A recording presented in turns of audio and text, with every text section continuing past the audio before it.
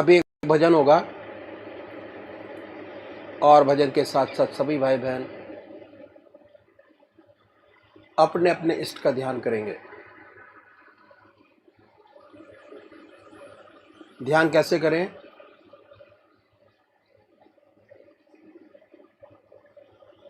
अखिल भारतीय संत मत सत्संग की तरीकत मैं आपके सामने रखता हूं।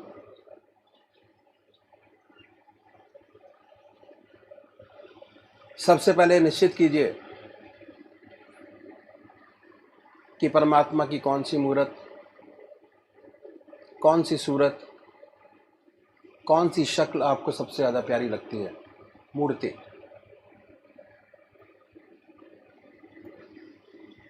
किसी से पूछने की ज़रूरत नहीं, अपनी आत्मा से प्रश्न कीजिए कि भगवान का वो स्वरूप जो आपको सबसे ज़्यादा प्यारा लगता है उसको चुनें।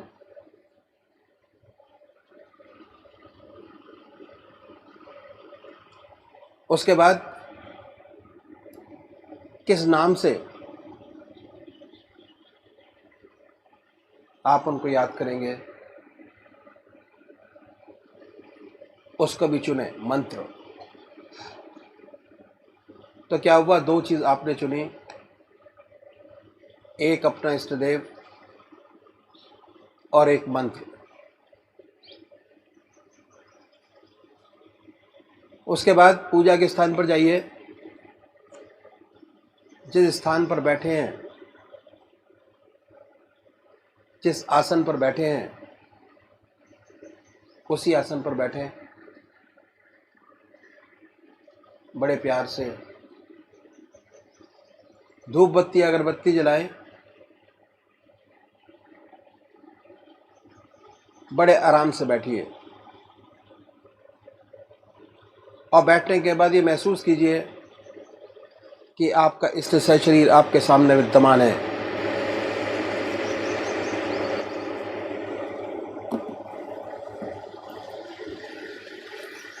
सशरीर भावना से अपने इष्ट को अपने सामने बनाए। बड़ी बड़ी आंखें हैं, गोल चेहरा है, जटाएं हैं, सर्पों की माला है। ख्याल से बाय थॉट उसमें इतने लीन हो जाए कि जब तक आप ध्यान करते हैं तब तक और कोई विचार और ख्याल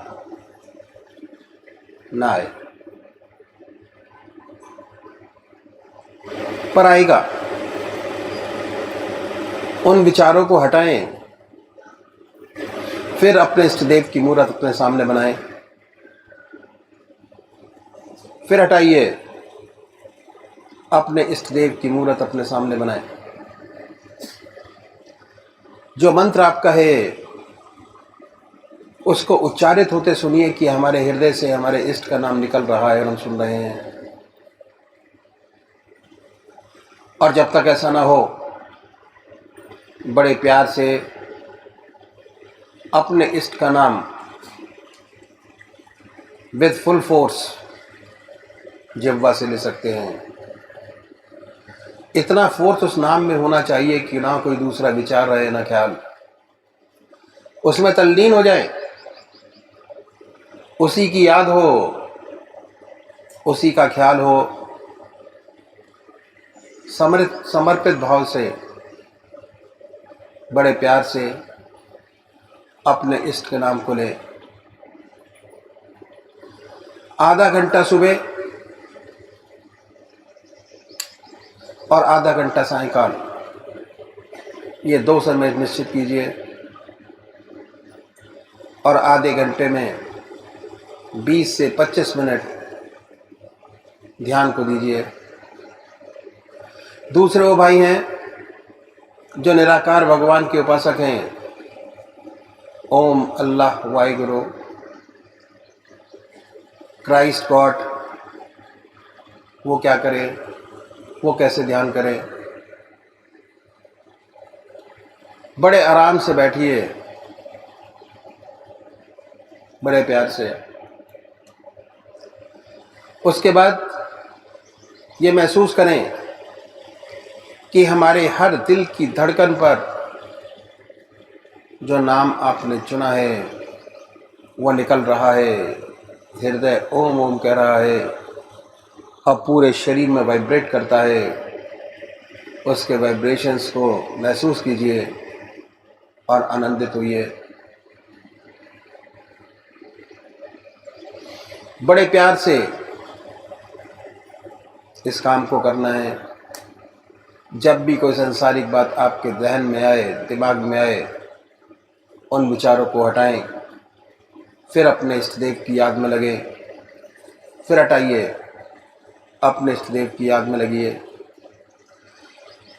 अगर आज ध्यान करते हुए आपके 100 विचार 1 मिनट के अंदर आते हैं तो निश्चित समझिए, अगर ये अभ्यास आप बराबर करते चले जाएंगे तो एक दिन ऐसा आएगा कि कोई विचार आपके आगे नहीं होगा। भगवान श्री कृष्ण ने साधक की दृष्टि से गीता में 4 बात बताई। पहली आहार की शुद्धि, दूसरी विहार की शुद्धि, तीसरा अभ्यास और चौथा अभ्यास। अभ्यास पर बहुत भारी जोर है और सारी जिंदगी हम एक चीज़ का अभ्यास करते चले जाते हैं और उसकी परफेक्टनेस पर देखते चले जाते हैं। बड़े प्यार से अगर इस तरीके से अभ्यास करेंगे, बड़ी सुंदर स्थिति होगी। जब भी आप अपने इष्ट देव के चरणों में विश्राम चाहेंगे, बड़े प्यार से विश्राम मिलेगा। ना कोई दूसरा विचार रहेगा, ना ख्याल, और हमारी आत्मा हमारे मन को देखती रहती है। वो बताती है कि हम क्या सोच रहे हैं। जब विचार हट जाए अपने इष्ट देव के चरणों में, फिर दोबारा उस चीज़ को पकड़े, अपने इष्ट देव को दोबारा अपने इष्ट देव में ध्यान लगाइए। तो अभी एक भजन होगा और भजन के साथ साथ सभी भाई बहन अपने अपने इष्ट का ध्यान करेंगे।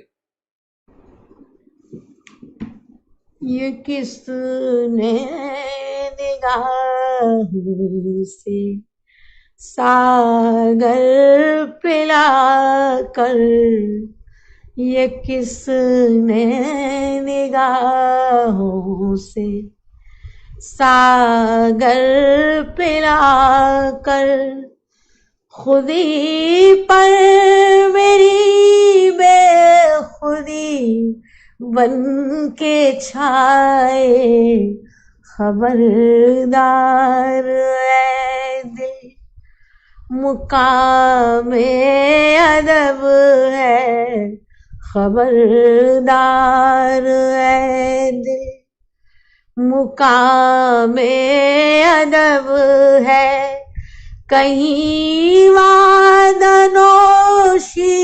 पे धब्बा न आए, ये किसने निगाहों से सागर पिला कर, ये किसने। कई बार डूबे, कई बार उभरे, कई बार डूबे, कई बार उभरे, कई बार साहिल से टकरा के आए। तलाशो तलब में वो लज्जत मिली है, तलाशो तलब में वो लज्जत मिली है। दुआ कर रहा हूँ कि मंजिल न आए, तलाशो तलब में वो मंजिल वो लज्जत मिली है, तलाशो तलब में वो लज्जत मिली है। दुआ कर रहा हूँ कि मंजिल आए, ये किसने निगाहों से सागर पिला कर, ये किसने। कई बार साहिल से टकराई कश्ती, कई बार साहिल से टकराई कश्ती, कई बार तूफान में चक्कर लगाए। किसी के तखय्युल ने ऐसा डुबोया, किसी के तखय्युल ने ऐसा डुबोया। बहुत कोशिशें की उभरने न पाए, ये किसने निगाहों से सागर पिला कर, ये किसने। वो सजदे क्या जिसमें पाबंदियां हो, वो सजदे क्या जिसमें पाबंदियां हो, वो इबादत ही क्या जिसमें खुद गर्जियां हो। हकीकत में जाहिद वही बंदगी है, हकीकत में जाहिद वही बंदगी है। जहाँ सर झुके आस्तां झूम जाए, हकीकत में जाहिद वही बंदगी है। जहाँ सर झुके आस्तां झूम जाए, ये किसने निगाहों से सागर पिला कर, ये किसने। मोहब्बत में ऐसे भी लम्हात आए कि दिल रो दिया और हम मुस्कुराए।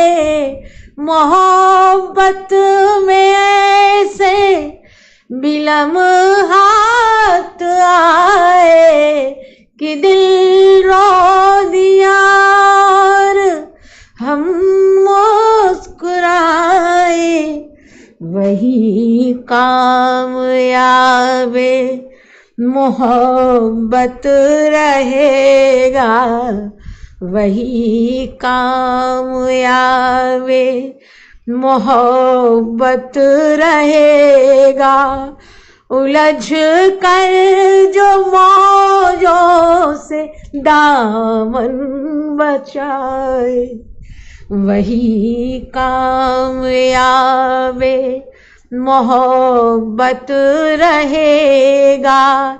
उलझ कर जो मौजों से दामन बचाए, ये किसने निगाहों से सागर पिला कर, ये किसने। इधर बुत परस्ती उधर सजदारेजी, इधर बुत परस्ती उधर सजदारेजी। इधर ज़ौदे उकवा, उधर वादनोशी। मोहब्बत के गुलशन में कांटे बहुत हैं, मोहब्बत के गुलशन में कांटे बहुत हैं। कहाँ तक कोई अपना दामन बचाए, मोहब्बत के गुलशन में कांटे बहुत हैं। कहाँ तक कोई अपना दामन बचाए, ये किसने निगाहों से सागर पिलाकर, ये किसने निगाहों से सागर पिलाकर, खुदी पर मेरी बेखुदी बन के छाए। खबरदार है दिल, मुकामे अदब है, खबरदार है दिल, मुकामे अदब है। कहीं वादनोशी पे धब्बा न आए, ये किसने निगाहों से सागर पिलाकर, ये किसने निगाहों से सागर पिलाकर, ये किसने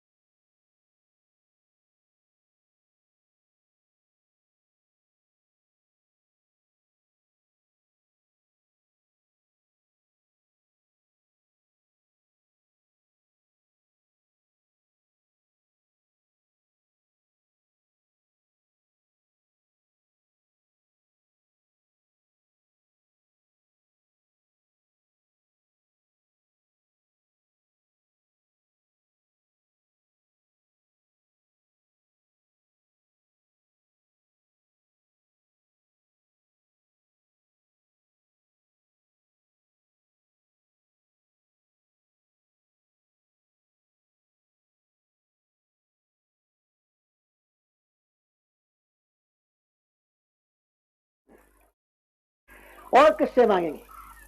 जो कुछ मांगना उस परमात्मा से मांगिए, सबसे बड़ा दाता तो वही है। अपने मन के जो भाव है उस प्रभु के सामने रखिए और उसके बाद ये ख्याल कीजिए कि वो शरीर आपके सामने विद्यमान है।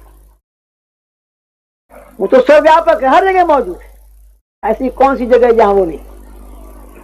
अगर इस भावना से बैठे कि वो सामने है तो कोई वजह नहीं कि आपका ध्यान ना लगे, जरूर ध्यान लगेगा। और जब बाहर बन जाए भावना तो उस पवित्र मूर्ति को हृदय में उतारिए, इतने प्यार से प्रेम से उतारिए कि वही वो रह जाए, न दूसरा ख्याल है न दूसरा विचार है। मेरा एम्फेसिस प्यार के ऊपर है, प्रेम। इतने प्यार और प्रेम के साथ उसे अपने हृदय में उतारिए, वही वो रह जाए, न दूसरा विचार है न दूसरा ख्याल है। और हमारी आत्मा हमारे मन को देखती रहती है और ये बताती रहती है कि हम क्या सोच रहे हैं। आत्मा बताती है कि मन लगाए नहीं लगाए, मन विचारों से खाली हुआ नहीं हुआ, ध्यान बनाए नहीं बनाए। और जब आपका ध्यान लग जाएगा ऐसा एक तक, आत्मा को बड़ी प्रसन्नता प्राप्त होगी, बड़ी खुशी हासिल होगी और प्रभु की सच्ची कृपाधार आपको मिलेगी, उसका सच्चा ब्लिस मिलेगा। मन प्रफुल्लित हो जाएगा, आत्मा प्रफुल्लित हो जाएगी।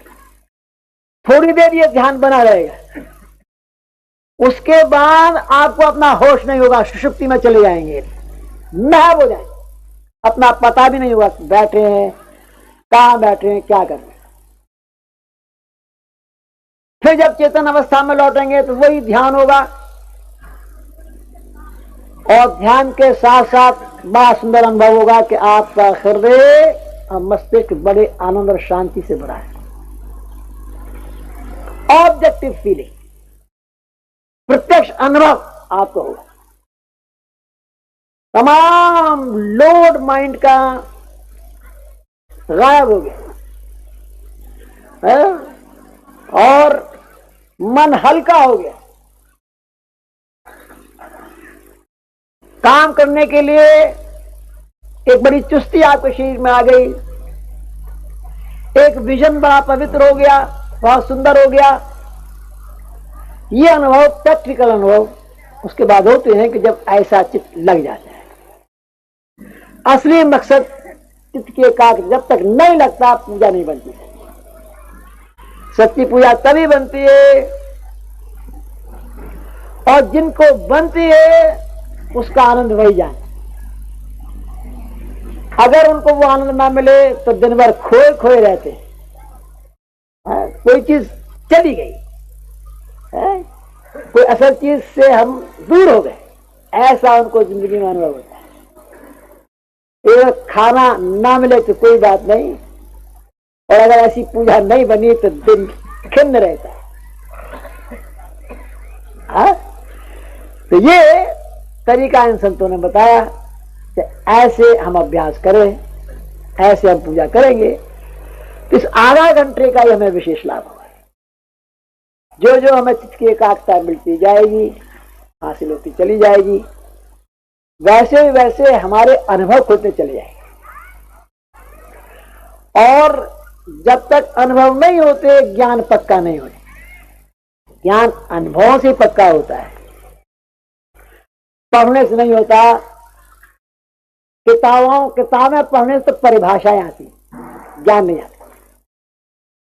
ज्ञान तो करने से आता है, ऐसी उपलब्धि से आता है।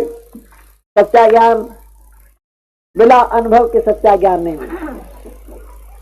परिभाषाएं में ये तरीका इन संतों ने बताया उनके लिए कि जो साकार पुजारी। अब दूसरे भाई है निराकार पुजारी, वो क्या करे? वो मूर्ति नहीं मानते, स्वरूप भगवान का नहीं मानते। कोई बात नहीं। इनके लिए संतों ने बताया रास्ता कि भाई आप बेशक स्वरूप न मानते हो, अपने धुप कहते हैं palpitation of heart, heart beats, हृदय की धड़कन, उस हृदय की धड़कन में अपने प्रभु के नाम को सुने ख्याल से, ख्याल की जबान, not by tongue but by thought. ये ख्याल करें कि जब हमारा हृदय दुख दुख करता है तो उसमें से ओम की आवाज निकल रही है। हमारा हृदय ओम ओम कर रहा है, जबान नहीं कह रही। आसन वही है, बाकी सारी बातें वही है, कोई चेंज नहीं, सिर्फ मेथड में तब्दीली है। वो इसीलिए है कि हम यहां निराकार उपासकों की बात है। पहले शुरू में तो हृदय की धड़कन भी सुनाई नहीं देती, लेकिन जब आप अभ्यास करेंगे, सत्संग में आते जाते रहेंगे तो हृदय की धड़कन सुनाई देने लगी और उसमें से प्रभु का नाम होता हुआ भी सुनाई दे। जब तक सुनाई ना दे तब तक मानसिक जाप करते हैं। अगर ओम नाम है आपने पकड़ा, हृदय में सुनने की कोशिश कीजिए, मन से ओम ओम कहते भी जाइए। तो ध्यान हृदय पर भी लगाते हैं। बहुत जल्दी ये कोई ऐसा आएगा कि आप हृदय की आवाज को सुनेंगे, हृदय से ओम की आवाज निकलते हुए आपको स्पष्ट सुनाई देगी। अब कहने की आवश्यकता नहीं, अब उसे सुनने की आवश्यकता है। सुनेंगे, यहां भी वही हालत पैदा हो, हमारी आत्मा हमारे मन को देखती रहती। जब आप महव हो जाएंगे, तल्लीन हो जाएंगे उसके सुनने में, और दूसरा न कोई शब्द रहेगा न दूसरा ख्याल रहेगा, हमारी आत्मा को बड़ी प्रसन्नता हुई, बड़ी खुशी हासिल हुई। जब दिल लग गया, प्रभु की शक्ति याद हो रही,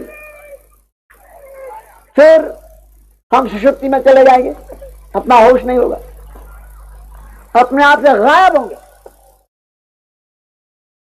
और फिर होश आएगा तो उस प्रभु की फिर याद होगी, फिर उसी शब्द को सुनते हो। तो ये तरीका पूजा का मेथड इन संतों ने बताया कि अगर हम इस तरीके से पूजा करेंगे तो हमें विशेष लाभ होगा। और ये आधा घंटा ही हमें, आधा घंटा सुबह आधा घंटा सायंकाली हमारे लिए बहुत लाभकारी सिद्ध होगा अगर हम इस प्रकार पूजा करें।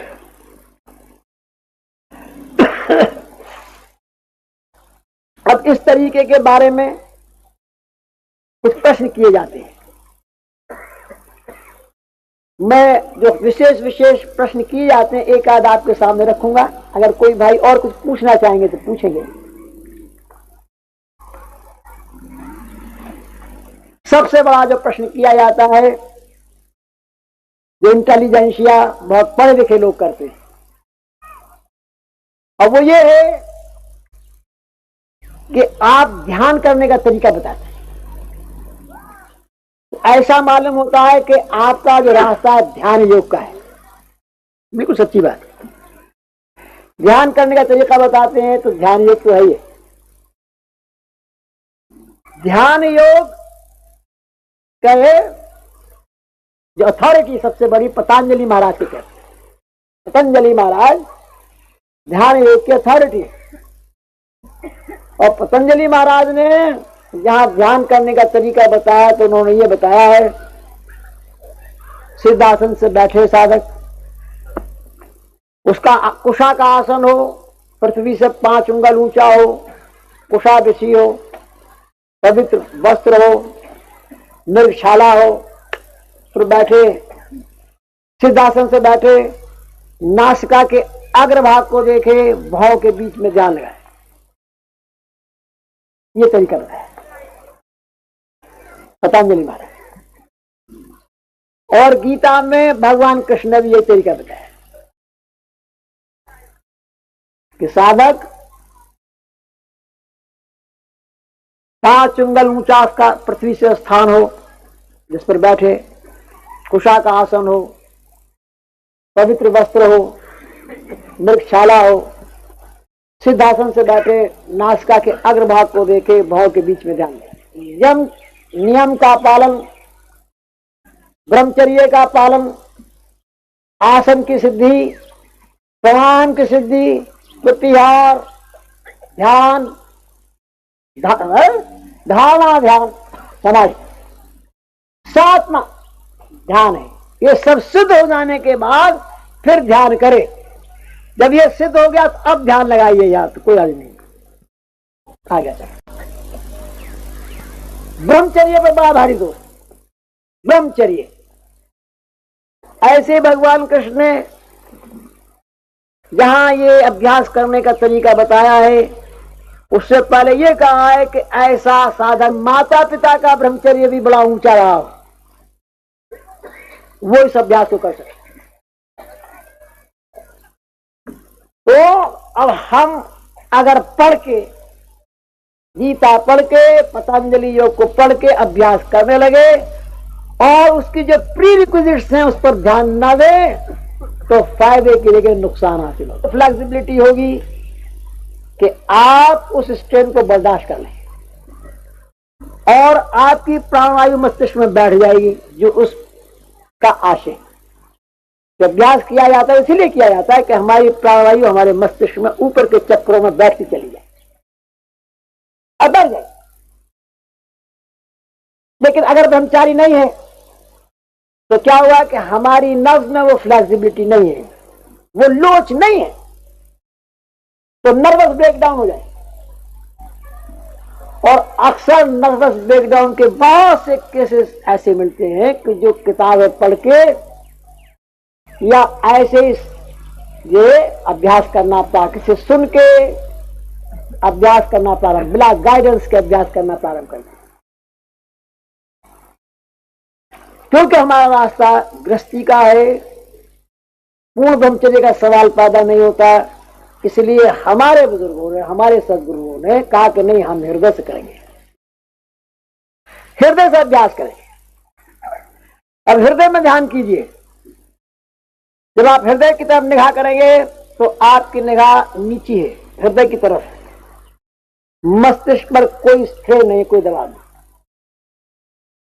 और ये खास तौर से बताया जाता है कि भाई ध्यान में कभी स्ट्रेन नहीं करना चाहिए। आनंदमय अवस्था बना के बैठिए, ये सोच के बैठिए कि प्रभु मैं तेरे चरणों में विश्राम चाहता हूं, शांति चाहता हूं, तेरे चरणों में मैं विश्राम चाहता हूं। मन से लड़ाई मत लड़िए, उसको प्यार से समझाइए, प्यार से समझा के उधर लगाइए। हृदय से तो निगाह नीचे है, कोई खतरा नहीं किसी किसी, कोई नर्वस ब्रेकडाउन कभी नहीं होने वाला। और हृदय वो स्थान है कि जहां से खून का दौरान हमारे सारे शरीर में होता है, ब्लड का पंपिंग स्टेशन। अगर हृदय राम नाम से रंग जाए और राम नाम से रंगा हुआ ये खून हमारी नसों और नाड़ियों में जाएगा, तो हमारे शरीर के हर छिद्र से परमात्मा का नाम जारी हो जाएगा। इसका विशेष लाभ। और दूसरी बात क्या है कि heart is the centre of all feelings. जितनी भावनाएं हृदय से पैदा होती, अच्छी और बुरी, अगर हृदय राम नाम से रंग जाए तो फिर हृदय में अच्छी ऊंची ऊंची भावनाएं पैदा होती है। परोपकार, भक्ति भाव, नम्रता भाव पैदा होता है। नम्रता, ह्यूमिलिटी, भक्ति भाव, ऐसे सुंदर गुण पैदा होते। और इन गुणों की अध्यात्म में तो आवश्यकता है, दुनिया में भी आवश्यकता है। ऐसा विनयशील पुरुष जहां जाएगा हर व्यक्ति उसकी कदर करेगा।